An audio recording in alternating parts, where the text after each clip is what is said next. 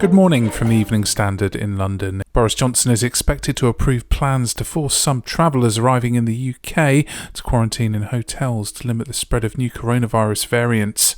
The Prime Minister will discuss proposals for arrivals to quarantine in designated hotels to ensure they follow self-isolation rules with ministers on Tuesday. Various options are said to be on the table, but Whitehall sources suggested that ministers may opt for a more limited system after aviation leaders warned that introducing tougher border rules would be catastrophic for the industry.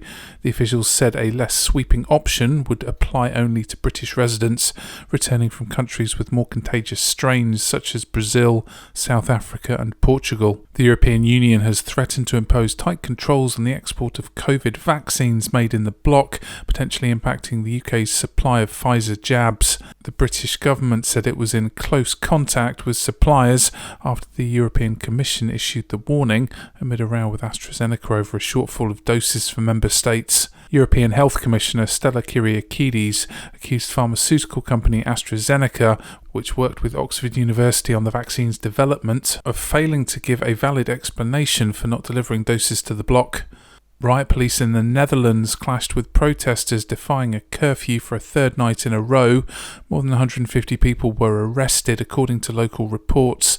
Prime Minister Mark Rutte has condemned what he called criminal violence.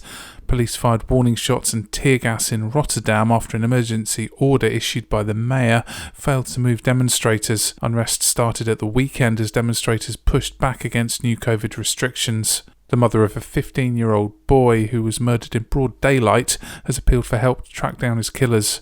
Charmaine Lincoln described how she heard the gunshots that claimed her son's life as she labelled his murder every parent's worst nightmare. Her son Keon died at Birmingham Children's Hospital last Thursday after suffering gunshot and stab wounds when he was set upon by a gang of youths in Linwood Road, Handsworth. The impeachment charge against former US President Donald Trump has been delivered to the Senate ahead of the historic trial. The 9 House prosecutors carried the sole impeachment charge of incitement of insurrection across the Capitol on Monday.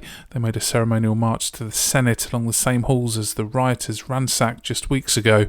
But Republican denunciations of Mr. Trump have cooled since the January the 6th riot. And finally, Good Morning Britain hosts Piers Morgan and Susanna Reid have been turned into Mr. Men cartoons to mark the 50th anniversary of the popular children's books. Morgan, known for his confrontational interviewing style, has been dubbed Mr. Shouty, while his glamorous colleague Reid has become Little Miss Pouty. Morgan's cartoon counterpart is blue and drawn, looking furious with his finger in the air in the middle of making a point, while Reid's is yellow and pictured waving with red painted lips to match her buttoned high heel boots.